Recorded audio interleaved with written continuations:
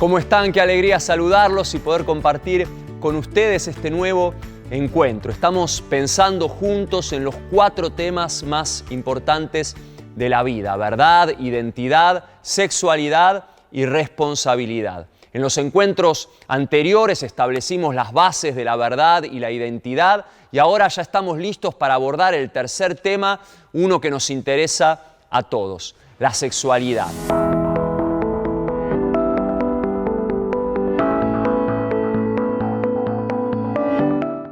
Convengamos que nos cuesta hablar de sexo, ¿sí o no? Nos da vergüenza, hay tantos tabúes y mitos a nivel social y aún en la iglesia también evitamos hablar del tema. O si hablamos, lo hacemos solo de forma superficial o en un tono sarcástico.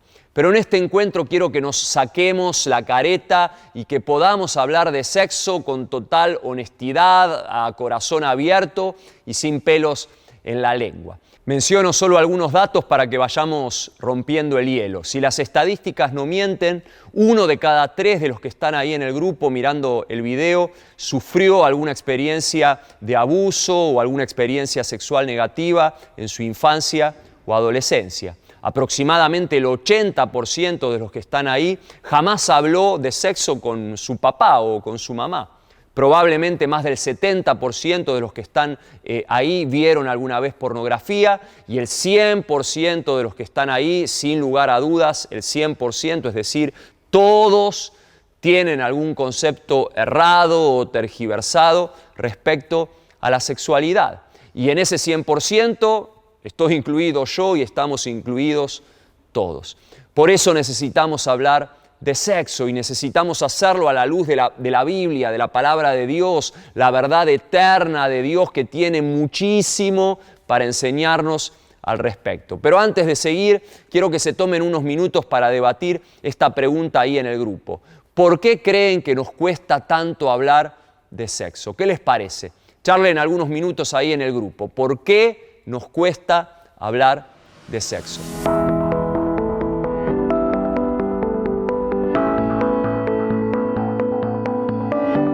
¿Y cómo les fue? Estoy seguro de que el solo hecho de debatir acerca de por qué nos cuesta tanto hablar de sexualidad ya empezó a generar una apertura y los ayudó a sacarse algo de esa vergüenza que nos agarra a todos cada vez que mencionamos el tema.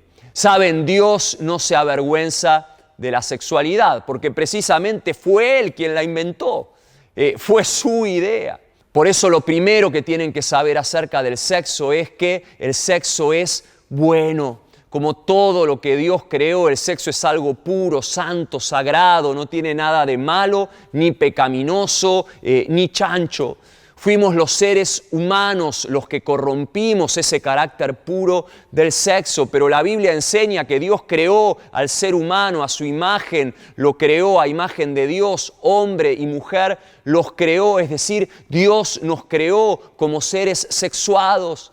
Él creó la sexualidad humana, dice hombre y mujer los creó, y más adelante agrega que Dios miró todo lo que había hecho y consideró que era muy bueno. De nuevo, como todo lo que Dios creó, el sexo es bueno, muy bueno. Lo segundo que tienen que saber acerca del sexo es que el sexo es físico, psíquico y espiritual. Una de las grandes mentiras contemporáneas respecto a la sexualidad es que solo se trata de algo físico. Lamentablemente hoy muchísimas personas piensan en el sexo como algo meramente físico, corporal, como si se tratara de un deporte.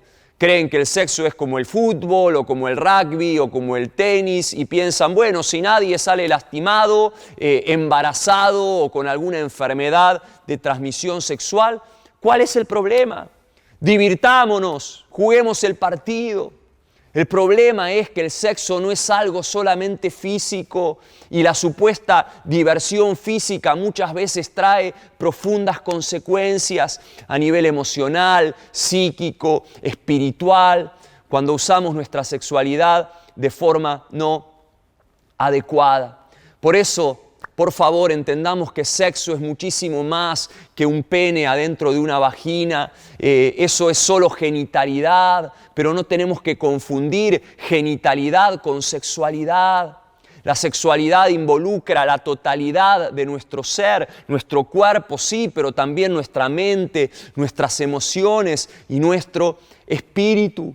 Y saben, como somos una unidad y la sexualidad involucra, abarca absolutamente todo nuestro ser, dice la Biblia que el hombre deja al padre y a la madre y se une a su mujer y los dos se funden en un solo ser. Es muy importante que entiendan que en una relación sexual se produce una fusión completa, una unión psíquica, física y espiritual entre dos personas. Es una fusión, una unión total. De nuevo, sexo no es solo coito o penetración, no es una función biológica más como comer o respirar. Saben, los que piensan en el sexo solo en ese plano físico caen en una enorme trampa y se hieren a sí mismos en el nivel más profundo del ser, que es su intimidad. Lo tercero que tienen que saber acerca del sexo es que el sexo es femenino o masculino. Esto significa que no existe un tercer sexo, ni un cuarto, ni un quinto, ni un sexto. Solo hay dos. Solo existen dos posibilidades. Y saben, esta no es una afirmación religiosa, es una afirmación estrictamente científica, biológica. Cuando un espermatozoide fecunda un óvulo, o bien se produce una combinación de un cromosoma X con un cromosoma Y, que da como resultado que nazca un varón, o bien se produce la combinación de un cromosoma X con otro cromosoma X, que da como resultado que nazca una mujer.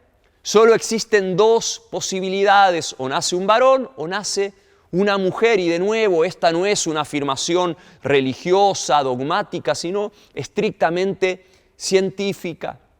Por eso cuando un ecógrafo hace la ecografía a una mamá, le dice, bueno, acá veo que hay un pene, va a ser un varón, o ante la ausencia de ese pene, ante la presencia de una vagina, dice, bueno, acá hay una mujer, no presenta una tercera opción. Lo mismo un antropólogo que descubre unos huesos de hace miles de años y estudia el ADN, va a determinar si esos huesos pertenecieron a un hombre o pertenecieron a una mujer. No hay terceras opciones. Y de ahí la pregunta, ¿no? ¿De dónde surge entonces la ideología de género tan popular en estos días que sugiere que, bueno, sí, en realidad existen diferentes sexos u opciones sexuales? Saben, la ideología de género nace de una filosofía, de una corriente de pensamiento conocida como constructivismo.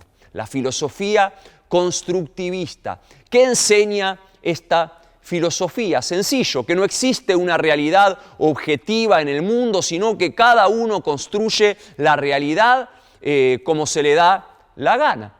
Y como verán, esta filosofía está íntimamente emparentada con el relativismo, otra filosofía de la que ya hablamos en el primer encuentro, y que afirma que, bueno, no existe una verdad absoluta, sino que todas las verdades son relativas.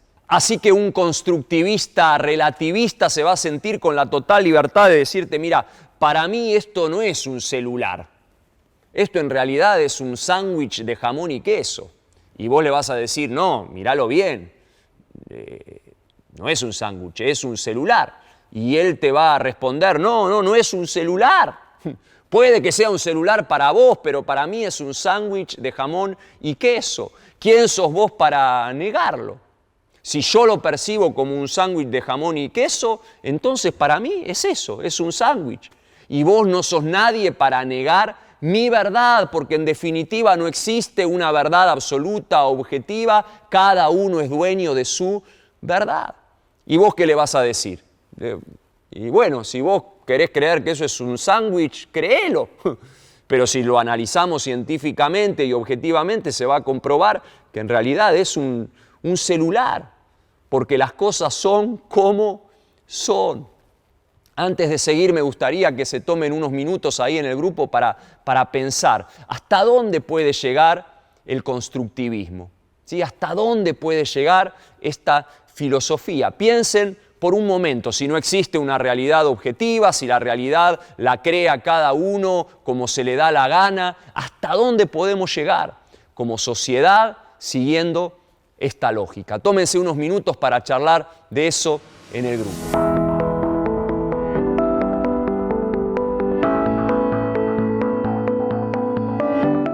¿Y cómo les fue en la charla? ¿Hasta dónde piensan que puede llegar la filosofía constructivista? ¿Sí? ¿Hasta dónde puede llevarnos como sociedad? Seguramente surgieron respuestas súper interesantes ahí en el grupo y no sé si se dieron cuenta, pero en realidad no hace falta usar mucho la imaginación para responder esa pregunta. Basta con mirar lo que ya está pasando hoy en día en el mundo. Quizás escucharon de ese hombre de 52 años, casado y con hijos, que un día dijo que estaba cansado de ser quien era y que se percibía a sí mismo como una nena de 6 años. Así que de la noche a la mañana dejó a su familia, dejó a su esposa, a sus hijos, consiguió ropa de nena de su tamaño y se empezó a comportar como una nena de 6 años. Y lo más loco de todo este asunto es que consiguió una pareja que lo adoptó. No es chiste, pueden googlearlo. Me pregunto como papá de 2 hijas mujeres que soy, ¿qué pensaría si de repente la maestra de mi hija de 6 años o de 10 años me dijera que ahora mi hija va a tener a ese hombre de compañerita de la escuela? Ahora, si este caso les parece una locura, ¿qué de ese otro caso tan famoso del hombre reptil? Un hombre que en realidad no se autopercibe ni como hombre ni como mujer, sino que se autopercibe como una serpiente. También podés googlearlo, las fotos son tremendas. O el hombre potranca que se percibe como una yegua y se está sometiendo a no sé cuántas operaciones para parecerse cada día más a un caballo. Y quizás alguno diga, bueno, Sebastián, pero estos son casos extremos. Y sí, quizás nos parezcan extremos hoy. Pero si seguimos la lógica del constructivismo y el relativismo de nuevo, ¿quién soy yo para decirle al hombre yegua o al hombre reptil que en realidad no es una yegua o una serpiente? O para decirle a ese grandulón de 52 años que en realidad no es una nena de 6 años. Si total cada uno es dueño de su verdad y puede construir su identidad como se le dé la gana. Siguiendo esta lógica, si mañana un hombre quiere tener relaciones sexuales con una oveja al aire libre, a plena vista de todos, porque se percibe un cabrito, una oveja masculina, ¿cuál sería el problema? ¿Quién soy yo para impedírselo? Y sí, suena descabellado, pero ¿se dan cuenta hasta dónde puede llegar el engaño de la filosofía constructivista? Por eso la palabra eterna de Dios nos advierte que no nos dejemos atrapar por filosofías engañosas. Dice Colosenses 2:8, no permitan que nadie los atrape con filosofías huecas y disparates elocuentes que nacen del pensamiento humano y de los poderes espirituales de este mundo y no de Cristo. Tenemos que ser radicales y firmes y tajantes en esto, en no permitir que nadie nos engañe. Y con aquellos que ya han sido atrapados por estas filosofías, claro que tenemos que ser no juiciosos, sino misericordiosos. Por favor, entiendan que rechazar la ideología de género no significa rechazar ni discriminar a los homosexuales, ni a los transexuales, ni a los bisexuales, ni siquiera a los que se perciben como animales. Como a todo ser humano creado a imagen y a semejanza de Dios, tenemos que amar a todos y respetar a todos y aceptar a todos y tenemos que expresarles la gracia y el valor de Dios. Pero saben, aceptar, respetar y amar a una persona no significa ser condescendientes con su conducta. Y de hecho, si verdaderamente te amo, muchas veces voy a tener que confrontarte con aquello que quizás no quieras escuchar, pero que en definitiva es lo que te hace bien. Y porque realmente te amo, te lo digo. Por eso Pablo le dice a Timoteo, instruye con ternura a los que se oponen a la verdad. Tal vez Dios les cambie el corazón y aprendan la verdad. Tenemos que aprender a ser tiernos a la hora de instruir en la verdad. Lo cuarto que necesitan saber acerca del sexo es que el sexo es para procrear. Esto significa que no existe el sexo 100% seguro, no hay ningún método anticonceptivo 100% efectivo. Y esto es así porque uno de los propósitos principales del sexo es la procreación, una de las mayores bendiciones de Dios. Por favor, entiendan que los hijos no son un problema, un dolor de cabeza, no, son una bendición. Dice el Salmo 127:3 que los hijos son un regalo del Señor, son una recompensa de su parte. Y justamente por eso la sexualidad es placentera, porque produce un fruto placentero, el regalo maravilloso de un hijo. Y saben, esto no nos evade de nuestra obligación de desarrollar una paternidad responsable, acordada con nuestro cónyuge. Por eso los métodos anticonceptivos no tienen nada de malo siempre y cuando obviamente no sean abortivos. Lo quinto que necesitan saber acerca del sexo es que el sexo es para disfrutar. Miren, el placer no tiene nada de malo. Dios quiere que disfrutemos, que experimentemos placer en la vida. De hecho, en su sabiduría, Dios creó placenteras todas las funciones que garantizan nuestra supervivencia como seres humanos: comer, beber, hacer el amor, aún ir al baño. Dice la Biblia: bendita sea tu fuente, goza de la esposa de tu juventud. Es una gacela amorosa, es una cervatilla encantadora, que sus pechos te satisfagan siempre, que su amor te cautive todo el tiempo. Dios creó el amor eros, el amor erótico sanamente entendido. Y es curioso que de los 66 libros de la Biblia hay un libro entero que habla acerca del erotismo en la pareja, de lo sagrado que es para Dios el sexo dentro del marco del matrimonio. Es el libro del Cantar de los Cantares. Lo sexto que tienen que saber acerca del sexo es que el sexo es una expresión de amor. Miren, esta es una de las verdades más importantes acerca del sexo y al mismo tiempo una de las más olvidadas hoy en día. Hoy el mundo vació la sexualidad de todo elemento que implique amor verdadero, es decir, lo vació de todo lo que demande compromiso, entrega, generosidad, el procurar el bienestar, la felicidad del otro antes que mi propio bienestar, felicidad o placer. Hoy la sexualidad ha sido reducida a un simple ejercicio egoísta en el que de lo único que se trata es de proporcionarme el mayor placer posible a costas del otro, que está ahí solo para satisfacer mis caprichos y mis fantasías personales. Y obviamente ya no se trata de hacer el amor, de construir una relación de amor responsable, sino simplemente de tener relaciones sexuales, por no usar otras palabras tan vulgares que se usan. Y es increíble cómo involucionamos como seres humanos, porque sexo menos amor es igual a involución.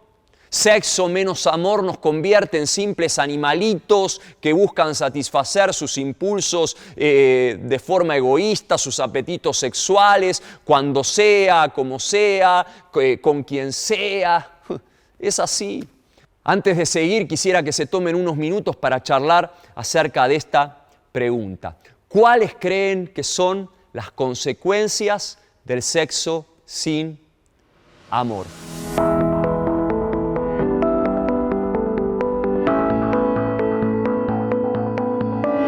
Y obviamente no me refiero al amor entendido como un sentimiento, como un impulso, me refiero al amor verdadero, al amor comprometido, entregado, al que busca el bien del otro.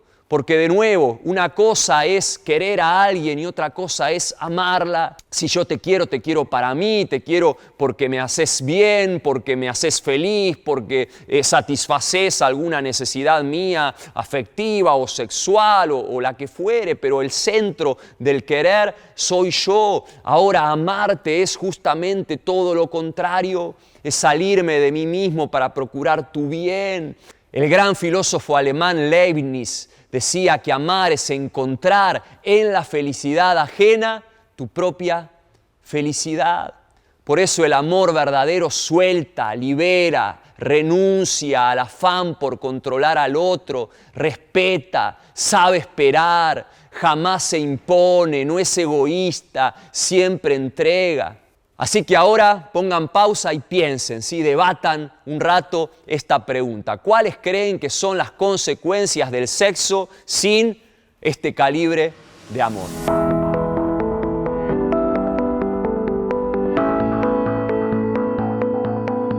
¿Y cómo les fue? Seguramente surgieron ideas súper interesantes. El punto es que cuando vaciamos la sexualidad de todo lo que implique amor verdadero, aquello que fue creado por Dios como algo bueno y destinado a bendecirnos, se termina corrompiendo. Y de allí que el sexo hoy se haya convertido en un arma mortal que literalmente destruye millones y millones de vidas y familias alrededor del mundo. Si les quedan dudas de eso, solo miren las estadísticas de abusos, violaciones, pedofilia, acoso sexual, adicciones a la pornografía, infidelidades, incesto, aborto y todo el daño que estas conductas sexuales provocan en las personas y en las familias. Por eso es muy, muy importante que entendamos que el sexo no es para satisfacernos a nosotros mismos primeramente. De nuevo, en el mundo materialista y hedonista en el que vivimos, el sexo se convirtió en eso, en un simple juego egoísta. Pero yo no me acuesto con mi esposa para satisfacer mi líbido. Lo hago principalmente para expresarle mi amor, para relacionarme con ella íntimamente. La sexualidad, según Dios, es literalmente hacer el amor. Es construir una relación de amor exclusivo y maduro. Lo séptimo que tienen que saber acerca del sexo es que el sexo debe usarse responsablemente. Muchas personas creen que por estar físicamente preparadas para la vida sexual, entonces, bueno, eso significa que tienen luz verde para tener relaciones y así lo desean. Pero de nuevo, el sexo no es algo solamente físico. Una chica de 3 años quizás esté físicamente preparada para usar un cuchillo, pero a cualquier padre o madre responsable jamás se le ocurriría darle un cuchillo, ¿verdad? De la misma forma, un chico de 13 años puede que tenga su cuerpo preparado para la vida sexual, pero su mente, su mundo emocional y sobre todo su espíritu y sus relaciones y su marco familiar no está preparado para eso. Y lamentablemente el uso irresponsable de la sexualidad es uno de los mayores problemas entre adolescentes y jóvenes hoy en día. ¿Por qué? Porque usan el cuchillo sin estar preparados y terminan lastimándose. Muchos dicen, bueno, yo soy libre para elegir mis actos y tienen razón. Lo que nadie les dice es que son libres para elegir sus actos, pero no son libres para elegir las consecuencias de esos actos. Por eso, por favor, entiendan lo poderoso que es el sexo. Justamente por ser algo tan poderoso, para bien o para mal, Dios estableció parámetros para que lo usemos bien, de forma responsable y que lejos de dañarnos, nos bendiga. Y por favor entiendan que no son parámetros limitantes, sino liberadores. El objetivo de esos límites es cuidarnos y que podamos disfrutar de una sexualidad plena. Y miren, esos límites se resumen en 3 principios bien sencillos. Primero, que sea heterosexual, es decir, con una persona del sexo opuesto. Segundo, que sea monogámica, es decir, con una sola persona. Y tercero, que sea dentro de una relación comprometida, es decir, bajo el pacto del matrimonio. Por eso lo octavo que tienen que saber acerca del sexo es que el sexo es para el matrimonio. Por favor, entiendan que es mentira que tener relaciones sexuales antes de casarse o fuera del matrimonio, es lo normal. Una cosa es lo común y otra muy distinta, lo normal. Que algo sea aceptado como común por muchísimas personas no significa que sea lo correcto según el ideal de Dios. Así que no importa que millones de personas o parejas de novios o amigos con derechos alrededor del mundo tengan relaciones sexuales, solo por deporte, sin que haya ningún compromiso estable de por medio. Una persona sabia y madura no se guía por lo que es común en la cultura, sino que busca lo normal, es decir, el ideal de Dios que siempre es lo mejor para nosotros. Y saben, la unión sexual entre un hombre y una mujer que realmente se comprometieron, ese es el ideal de Dios y es siempre lo mejor. Lo noveno que tienen que saber acerca del sexo es que sí se puede gobernar sobre el sexo. Y sé que esto puede parecer una locura o algo sencillamente imposible. ¿Por qué? Porque estamos tan bombardeados y contaminados por ideas psicológicas falsas que sugieren que, los impulsos sexuales son imposibles de gobernar, hay que darles rienda suelta y que tus deseos son sagrados y que ni se te ocurra reprimirlos, que cualquier intento por usar la sexualidad dentro de parámetros éticos y responsables hoy es visto como una idea descabellada o hasta casi imposible. Estás loco, ¿cómo vas a decir que no? ¿Cómo no vas a tener relaciones sexuales con cualquiera y antes de casarte? Y sí se puede decir que no y elijo decir que no. Soy libre para decidir, para decir no y me compadezco de vos si estás tan esclavizado por tus instintos sexuales que ni siquiera sos capaz de decir no. Dice Pablo que Dios no nos dio un espíritu de cobardía, sino un espíritu de poder, de amor y de dominio propio. Hoy a muchas personas les hablas acerca del dominio propio y te miran con cara rara sin entender qué estás diciendo, como si les estuvieras hablando en chino, ¿no? Dominio propio. ¿Qué es eso? Sí. Sencillo, es ese poder, el poder que Dios nos dio para dominarnos a nosotros mismos. No somos animalitos guiados por instintos, somos seres humanos creados a imagen y a semejanza de Dios y capaces de gobernar cualquier instinto o pensamiento o sentimiento que quiera gobernarnos a nosotros, siempre y cuando, obviamente, Dios gobierne primero sobre nuestra vida. Por eso con mi esposa Valeria estuvimos más de 3 años de novios y no tuvimos relaciones sexuales. Y como nosotros hay millones de personas y parejas alrededor del mundo que pueden dar fe de lo mismo, de que sí se puede lograr la abstinencia sexual antes del matrimonio sin que eso implique ningún trauma ni ningún sufrimiento.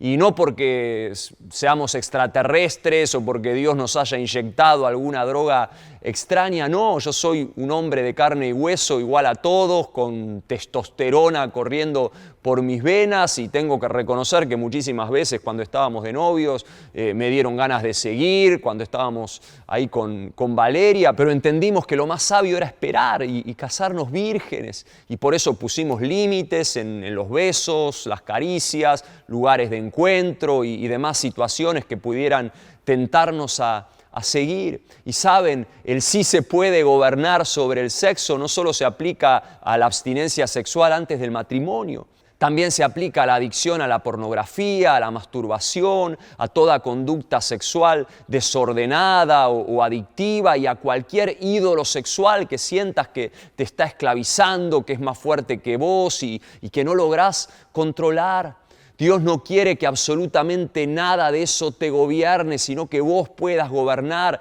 sobre todas esas cosas y que Él sea tu único dueño.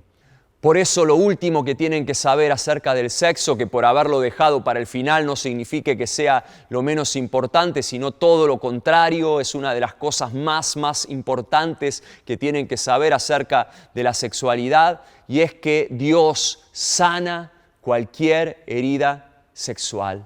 Como dijimos al principio, todos en mayor o menor medida sufrimos alguna herida en el área sexual. sea porque fuimos abusados o porque nos expusieron de chiquitos a la pornografía o porque nunca hablamos del tema seriamente con nuestros padres o porque lo que aprendimos de sexo, bueno, lo aprendimos de fuentes no santas como amigos de la escuela, películas, charlas de vestuario, revistas, etcétera. Quizás sufriste bullying o acoso o una expareja te manipuló o nunca nadie afirmó tu identidad sexual de forma sana. Como sea, todos necesitamos recibir sanidad de parte de Dios en nuestra sexualidad. Y la buena noticia es esta, que Dios es poderoso para sanar cualquier herida sexual, no importa lo profunda que sea. Por favor, entendé que Dios no te juzga, ni te acusa, ni te rechaza por ninguna conducta sexual que esté fuera de su voluntad.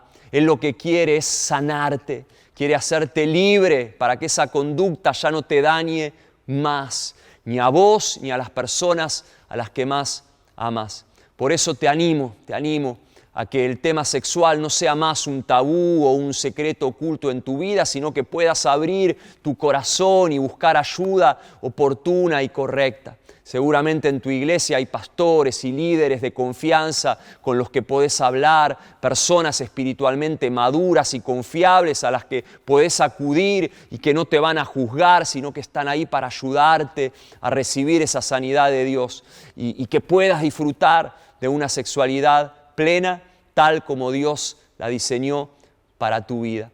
Te animo a superar la vergüenza y a que cuentes eso que nunca le contaste a nadie. Siempre digo que la iglesia no es el club de los perfectos, sino que es la hermandad de los sinvergüenzas. Por eso animate. Yo tuve que animarme en su momento, tuve que superar mis miedos y vergüenzas y abrirme a un pastor amigo que me ayudó a superar esas tentaciones y debilidades con las que luchaba.